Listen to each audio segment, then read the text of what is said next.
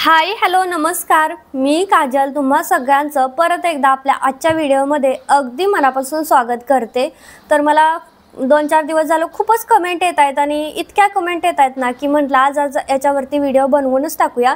सगळ्यात पहिला प्रश्न तुमच्या सगळ्यांचा मला जास्तीत जास्त येतोय की गावाला कधी जाणार, किती दिवसापासून म्हणते की गावाला जाणार आणि जात पण नाहीये।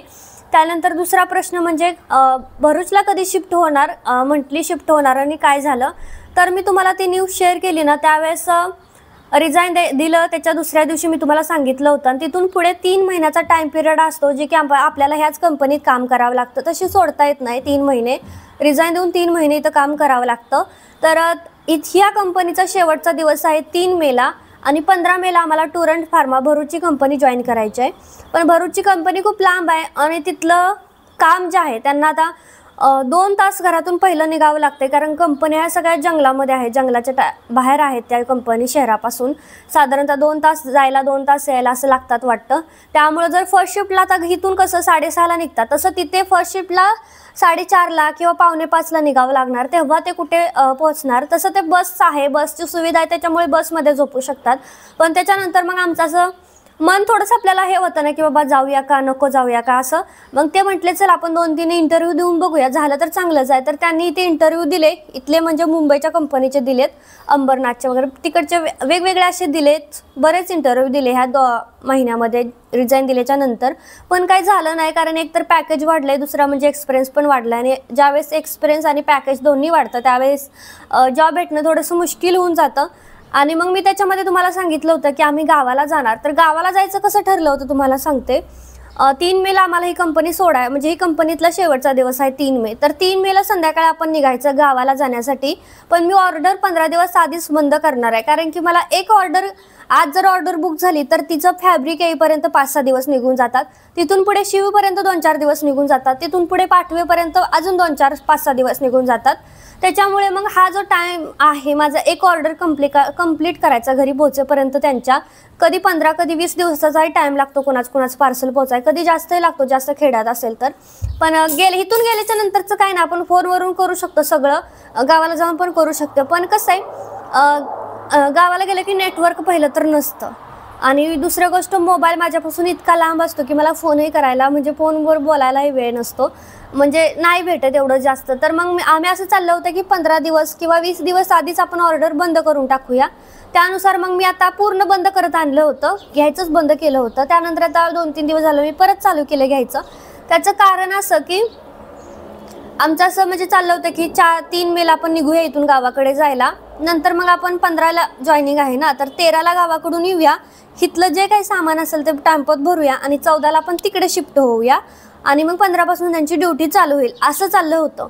पण त्याच्यानंतर आम्ही विचार केला की बाबा गावाला गेलं नाही, गावाकडून आल्यानंतर इतकं जास्त म्हणजे प्रवासाचा ह्याचा एवढा क्षीण असतो ना, काही एक काम करू वाटत नाही, शिफ्टिंग पॉसिबलच नाही। कारण गावाकडून आलेल्या दिवशी आम्ही इथं सुद्धा नुसतं लोळतो, इतका जास्त कंटाळा येतो, मग शिफ्टिंग करणं पॉसिबल नाही। मग आता आमचं असं चाललंय की 3 मेला हे झालं, कंपनीतले सुटली की 4 मेला आपण इथलं सामान भरूया, 4 मेला आपण भरूचला आधी शिफ्ट होऊया आणि जर आपल्याला वाटलं की बाबा आता अंगात ताकद आहे जाऊया गावाला, उत्साह वाटला तरच गावाला जाऊया। आणि हे डिस्कशन आमचं रात्रीच झालेलं आहे, रात्रीचं आम्ही असा विचार केला। मीच त्यांना म्हटलं की आता आपण निघालोय गावाला, पण आपण माघारी येणार, परत सगळं सामान भरा कपाटातलं, आता त्यांना तर कमी पण मला सगळं सामान भरावं लागणार आहे, मग ते मी किती थकून जाईल। म्हटलं माझ्याच्यानं होणार नाही गावाकडून जाऊन येऊन हे सगळं भरणं, नंतर तिकडं जाऊन तिकडच्या रूमवरती 2-4 दिवस तरी सगळं सामान नीटनेटकं लावाय, साफसफाई करायला जाणार, इतकं माझ्याच्यानं होणार नाही। मग मी त्यांना म्हटलं की आपण आधी तिकडे शिफ्ट होऊया आणि मग तिथं व्यवस्थित प्रॉपर सगळं झालं की मग आपण 2-4 दिवस गावाला जाऊया। गावाला पण इतकं ऊन आहे की 4-5 दिवसापेक्षा जास्त राहूच वाटणार नाही, इतकं ऊन आहे तिथं, कारण तिकडचे पण म्हणतात खूप ऊन आहे। तर मग आता हे असं झालंय, पहिला आम्ही नादवून गेलो होतो की इथली कंपनीच्या शेवटच्या दिवशी आपण निघायचं आणि माघारी येऊन मग तिकडे शिफ्ट व्हायचं। पण त्याच्यानंतर आता आम्ही हा असा विचार केलाय, त्यामुळे मग आता माहीत नाही की आम्ही गावाला कधी जाईल। पण शिफ्ट आम्ही 4 मेलाच आम्ही इथून निघणार आहे, सामान वगैरे पॅक करून, कदाचित 1-2 दिवस इकडे तिकडे होऊ शकतात, पण 4 मेच्या आसपास आम्ही जाणार आहोत, तिथे जाऊन बस। तर हे असं आहे, त्याच्यामुळे तुमच्या सगळ्या कमेंट्स, तुम्हाला जे प्रश्न पडले होते की मी जाणार कधी आणि मी ऑर्डर अजून घेते वगैरे, तर ते हे असं झालंय, आधीचं वेगळं काही ठरलेलं होतं, त्यानंतर आता वेगळंच ठरलं आहे. दुसरी गोष्ट, येत्या संडेला म्हणजे परवाचा त्या संडेला आम्ही भरूचला जाणार आहोत तिघंही रूम बघण्यासाठी. कारण की रूम बघून रुद्रचं पहिलं ॲडमिशन करायचं आहे, शाळा कुठे जवळ आहे. ही रूम आम्ही ज्यावेळेस घेतली होती त्यावेळेस पण आम्हाला असं आम्ही फेसबुकवरून घेतली ही रूम, त्यामुळे ही रूम आम्हाला चौकातून म्हणजे जे मार्केट असतं तिथून खूप लांब आहे. मला चालून चालून अक्षरशः मी थकून जाते.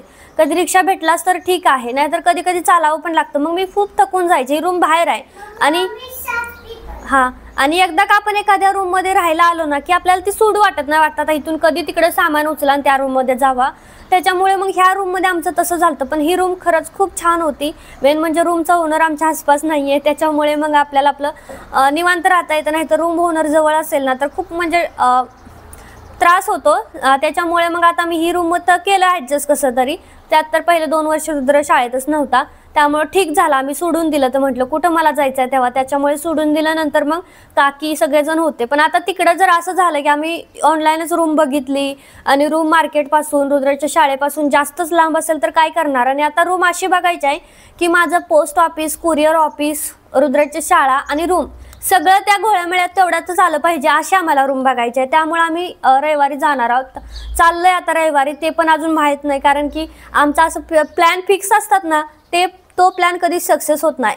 असं पटकन आदल्या दिवशीच कसं तरी झाला ना प्लॅन तर तो सक्सेस होतो, पण आधीच जास्त दिवस करून ठेवलेला प्लॅन होतच नाही. म्हटलं नाही इकडे कुठे फिरायला जायचं आता 4 तारखेला, नेमकं 4 तारखेला आम्ही जात नाही असं काहीतरी होतं. पण मी जरी नाही गेली तर ते जातीलच, पण मी जाणार आहे. कारण की मला सगळं बघितलं पाहिजे आजूबाजूला काय आहे. आणि तसंही ह्या कामातून पण थोडंसं फ्रेशनेस भेटेल, थोडंसं जाऊन येऊया म्हटलं फिरून. तर आता मग आम्ही रविवारी जायचा विचार करतोय तिकडं. आणि तुमच्यापैकी पण बऱ्याच मैत्रिणी आहेत ज्या भरूचला मला रूम दाखवत आहेत. पण 1-2 ताईंच्या मला आला होता कमेंट की रूम आहे आमच्या घराशेजारी, पण रेंट खूप आहे.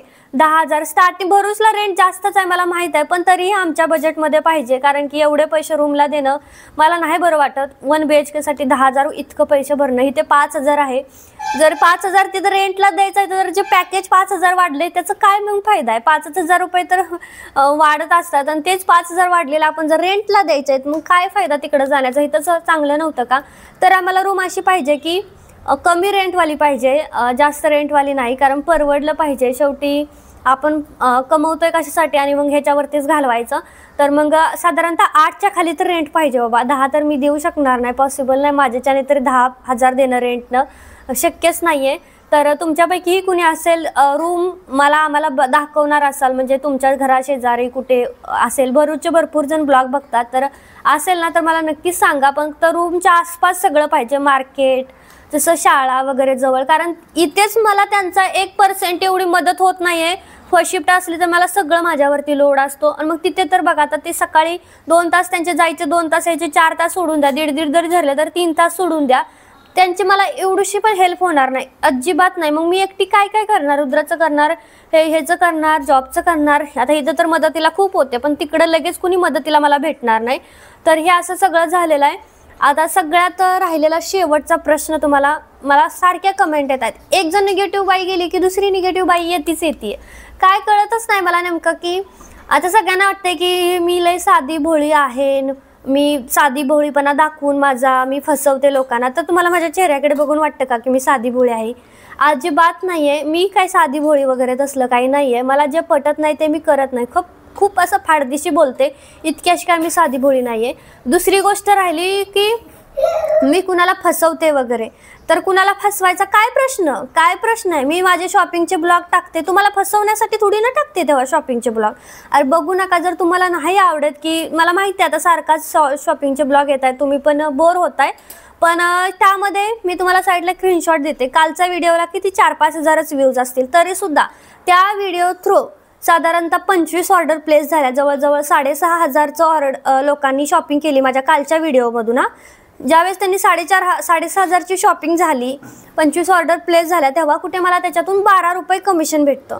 मग हे शॉपिंगचे हॉलचे व्हिडिओ असतात ना, त्याच्या थ्रू आपल्याला कमिशन भेटतं. ते प्रोडक्ट मी तुम्हाला दाखवते, तुम्ही त्याच्यावरती क्लिक करता, त्याच्यावरून प्रोडक्ट घेता. त्यावेळेस तुम्हालाही थोडंफार बघा. आता जी जास्तीत जास्त माझ्या शॉपिंगच्या ब्लॉगमधून शॉपिंग केली जाते ती म्हणजे पार्टीवेअर साडीची. कालच पार्टीवेअर साडीच्या बऱ्यापैकी 25 ऑर्डर त्यांनी तुमच्यापैकी सगळ्यांनी घेतलेल्या आहेत. 25 साड्या घेतल्या पार्टीवेअर साडी. ठीक आहे. तर त्या 25 साड्यांवरती तुम्ही अशी जर मिशोला जाऊन साडी घेतली ना तर तुम्हाला 135, 145, 300 पर्यंत जाईल.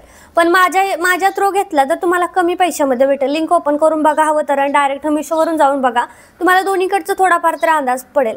तुम्हाला साईटला दाखवते मी, सगळा क्रायटेरिया तुम्हाला साईटला दाखवते की माझ्या कोणतं प्रोडक्ट, माझी कोणती वस्तू किती वेळ किती जणांनी घेतली ही सुद्धा मी लिंक टाकल्याच्या नंतर तुम्हाला दिसते. राहिला प्रश्न की दाखवते एक लिंक एक देतच नाही आहे. मी काही साधी भोळी वगैरे नाही आहे. लोक मला समजून घेत आहेत, मला सपोर्ट करतात. याचं कारण एकच आहे की मी मेहनत खूप करते. कधी कधी मी माझा स्वतःचा विचार करते ना, मला रडायला येतं की मी इतकं कसं काय करू शकते. कारण कालचाच दिवस तुम्हाला सांगते मी, आता किती दिवस झाला, आता लास्टचा महिना आहे ना रिझाईन देऊन, शेवटचा महिना यांचा राहिला. त्यामुळे त्यांना आता शिफ्ट भेटत नाही आहे, फक्त फर्स्ट शिफ्टच राहते त्यांची, म्हणजे सकाळी 6ला जा संध्याकाळी निवांत या. त्याच्यामध्ये मला त्यांची काडी मात्र मदत होत नाही. सगळं जसं की सकाळी मी उठते, आमच्या दोघांचं सगळं घरातलं आवरते, त्यानंतर मी देवपूजा, स्वयंपाक हे सगळं करून मी माझी शिलाईचं सगळं जे मला ऑर्डर द्यायचं असतं ते सगळं करते. त्यानंतर पॅक करते. पॅक करूच तर 12 वाजतात. 12 वाजता मी जाते. मला रिक्षा भेटला तर ठीक, नाही तर चालत जाते. तिथं पार्सल देऊन माघारी पार्सल देईपर्यंत 1 वाजते. अस्तर घेईपर्यंत 1:30 वाजते, कारण सगळंच करावं लागतं. तिथून पुढे रिक्षा स्टँडवरती येईपर्यंत 15 मिनटं जातात. तिथून पुढे मी इथं घरी रिक्षा मिळून घरी येईपर्यंत मला 1:45-2 वाजतात. आज नाही, 1:45-2 वाजता. त्यानंतर मी घरी येऊन जेवते. मला जेवायला तेव्हा भेटतं दुपारी. त्यानंतर लगेच जेवण झालं की बाकीचं घरात लावून मी कटिंगला बसते, कारण त्या ताई यायच्या आधी मला कटिंग करावं लागतं. कारण मग ते तुकडे पडलेला कचरा त्या आवरतात, झाडू पोछा ज्या करतात त्या. त्यानंतर माझं कटिंग होतं 3 पर्यंत मग त्या येतात. 3-3:30 पर्यंत त्यांचं काम करून जातात. तेवढ्या वेळात मी माझे शॉर्ट व्हिडिओ जे 4 वाजता येतात ना ते एडिट करत असते. ते एडिट करते. त्यानंतर मग ते टाकले की लगेचच 5 वाजता मी दुसरा ड्रेस शिवायला घेते. साधारणतः 6:30 पर्यंत. 6:30ला लगेच चहा बनवायचा, चहा नाश्ता करायचा, रुद्राला खायला प्यायला घालायचं. त्याच्यानंतर लगेच अजून एखादं काय शिवायला घ्यायचं. त्यानंतर चॅटिंग तर कंटिन्यू असते. माझा जेव्हा पण व्हॉट्सअप ओपन कराल त्यावेळेस 1,500-2,000 हजार मेसेज पेंडिंग पडलेले असतात. बरेच जण म्हणतात रिप्लाय करत नाही, तर इतके मेसेज असतात, कुणाला रिप्लाय करायचं. कधी कधी तर मी मोबाईल असा फेकून देते, कारण मला डोळ्याला खूप त्रास होत होता. आता नाही होते, आहे ठीक, 2 दिवस झालं होत होता. तर मग त्याच्यामुळे मग मला असं वाटत नाही, ह्या ज्या बायका मला कमेंट करतात ना की साधी भोळी बनवून व्ह्यूज घेते वगैरे, त्यांना माझं सांगणे एकच आहे की तुम्ही माझं आयुष्य एक दिवस जगून बघा. मला मान्य आहे की मी हे सगळं करते, मी ह्याच्यामध्ये खुश आहे, मला आवडतं हे सगळं करा. असं नाही जबरदस्ती मी काही करत नाही की मला शिलाई काम तुम्ही कितीही दिवसभर करायला सांगा, मी अजिबात थकत नाही. पण मला स्वयंपाक वगैरे असल्या गोष्टी करायला सांगितलं की मी लगेच थकते, मला बोर होऊन जातं, नको मला नाही करायचा, कंटाळा येतो. तर बोलणाऱ्यांना खूप सोपं आहे की मला कुणाची सहानुभूती वगैरे नको आहे. लोक मला सपोर्ट करतात, माझी मेहनत बघून सपोर्ट करतात. मला माहित आहे कितीतरी बायका असतात ज्या घरामधलं फक्त घरातलं कामं केलं तर थकून जातात. माझ्यासमोर माझ्या मैत्रिणी आहेत त्या ज्या मला म्हणतात आम्ही काहीच नाही करत, नुसतं आम्ही बसून असतो तरी आम्हाला किती कंटाळा येतो, तू इतकं सगळं कसं काय मॅनेज करू शकते. तर आम्ही असं म्हणत नाही की मी किती मोठी आहे किंवा मी खूप जास्त काम करते, मला असं अजिबातच म्हणायचं नाही. कोणतीही स्त्री करू शकते, कोणतीही करू शकते. आणि बायका जेवढं काम करू शकतात तेवढं कुणीच करू शकत नाही. बायकांमध्ये जेवढी सहनशक्ती असते तेवढी कुणाच्यातच नसते. खूप जास्त सहन करू शकतात बायका, खूप काम करू शकतात. आणि मी हे सुरू केलंय त्यामुळे मला हे बंद करून चालणार नाही की बाबा मला त्रास होतोय आता आपण बंद करूया, असं अजिबात नाही. कारण की आता मी सुरुवात आहे, अजून तर खूप मोठं व्हायचं आहे, त्याच्यामुळे मेहनत केली पाहिजे. आणि मी स्वतःचा खर्च सगळं स्वतः मॅनेज करते. 4 पैसे कमवते तर याच्यामध्ये वाईट काय आहे. पैसे कमवणं काही चुकीचं नसतं, कारण पैसे नाही कमवले तर परत आपण ते आपलं गरिबीतलं आयुष्य जगावं लागेल. त्यापेक्षा मग पैसे कमवून आपण आपल्या स्वतःच्या गरजा पूर्ण केल्या तर याच्यामध्ये मला नाही वाटत की काही वाईट आहे, केलंच पाहिजे. हा व्हिडिओ बघणारा मला तर वाटतं प्रत्येक स्त्रीनं थोडंफार का होईना पण स्वतःच्या पायावर उभं राहिलं पाहिजे, स्वतःच्या थोडंफार तरी कमवलं पाहिजे. असं नाही की खूप जास्त कमवा, पण थोडं तरी कमवलं पाहिजे, स्वतःच्या पायावर उभं राहिलं पाहिजे, एवढं माझं एकमेव मत आहे. आणि मला कुणाची सहानुभूती वगैरे नाही. हे सगळेजण मला जे सपोर्ट करतात मान्य आहे, मला एकही निगेटिव्ह कमेंट येत नाही यूट्यूबला नाही इंस्टाग्रामला. मला सारख्या तेच कमेंट येत, मला बायका डायरेक्ट विचारतात की तुला एक पण निगेटिव्ह कमेंट कशी येत नाही. तर आपण आपलं ओरिजिनल आणि मेन दाखवलं ना, अजिबात निगेटिव्ह कमेंट वगैरे काही येत नाही. आता काही जळक्या बायका असतात ज्यांना आपली प्रगती पचत नाही, त्यांना असं वाटतं की बापरे हिला किती ऑर्डर येत आहेत आणि बापरे ही किती काम करते वगैरे असं वाटत राहतं. तर हा वेगळा प्रश्न आहे. मी कोणाला मला कुणाची सहानुभूती वगैरे नको आहे. तुम्हाला सांगते माझी मेहनत बघून लोक मला सपोर्ट करतात, माझी मेहनत असते त्या व्हिडिओमध्ये, जो मी आता एखादा व्हिडिओ टाकला की मी हा टॉप कसा शिवला, तुम्हाला एका मिनिटात बघायला भेटते की हा टॉप कसा शिवला, पण तो टॉप शिवायला मला किती मेहनत आलेली असते लागते. त्यानंतर ऑर्डर पॅकिंग करणं सगळं मला बघावं लागतं, सगळं. एवढंच 1% देखील कुणाची मदत नाही, कुणाची. इव्हन रुद्राच्या पप्पाची सुद्धा मला एवढीशी सुद्धा मदत होत नाही अजिबात. साधं पॅकिंग पार्सल पॅक करण्यापासून सगळंच्या सगळं माझं मी घेते, ऑर्डर बुक करण्यापासून.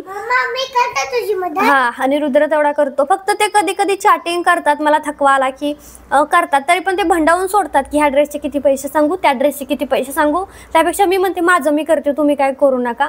तर ह्या असं मला कुणाची सहानुभूती नको आहे, नाही मला कुणाच्या निगेटिव्ह कमेंट पाहिजेत. ज्यांना माझे बघू वाटत नाही व्हिडिओ त्यांनी डायरेक्ट नाही बघितली तरी चालतंय. असं काही नाही की बघितलंच पाहिजे आणि मग तुम्ही बघताय व्हिडिओ बघताय ते बघतायवरनं मला काहीतरी निगेटिव्ह बोलणारच. आणि माझं काम आहे शॉपिंगचे ब्लॉग सुद्धा मी टाकते, कारण की बरेच जण घेतात, मला त्यातून कमिशन भेटतं, मला पैसे भेटतात. त्याचा व्हिडिओ तुम्हाला लवकरच बघायला भेटेल की ह्या ज्या लिंक शेअर करते त्यातून मी किती पैसे कमावल्याचा व्हिडिओ मी लवकर टाकेन प्रूफ सोबत, कारण त्याचं पेमेंट अजून मला आलं नाही. 10 एप्रिलला येईल पेमेंट आणि लगेच 11 एप्रिलला तुम्हाला तो व्हिडिओ बघायला भेटेल की मला एक्झॅक्ट किती पेमेंट माझ्या अकाउंटमध्ये आलं. फक्त लिंक शेअर करून, त्यामुळे कुणीही मला काही बोलू नका, तेच प्रोडक्ट दाखवते वगैरे असंही बोलू नका. त्या व्हिडिओच्या खालून जवळजवळ 40-50 लोक लगेचच ती वस्तू ऑर्डर करतात. त्याच्यामुळे मी माझ्याकडून सगळ्यांना मदत होते, तर हे चांगलंच आहे. जाऊ द्या, चला खूप झाला आजच्या व्हिडिओमध्ये. तर कसा वाटला व्हिडिओ मला कमेंट करून सांगा. आवडला तर लाईक शेअर कमेंट आणि चॅनलला सबस्क्राईब नक्की करा. भेटत उद्याच्या व्हिडिओमध्ये. Bye bye.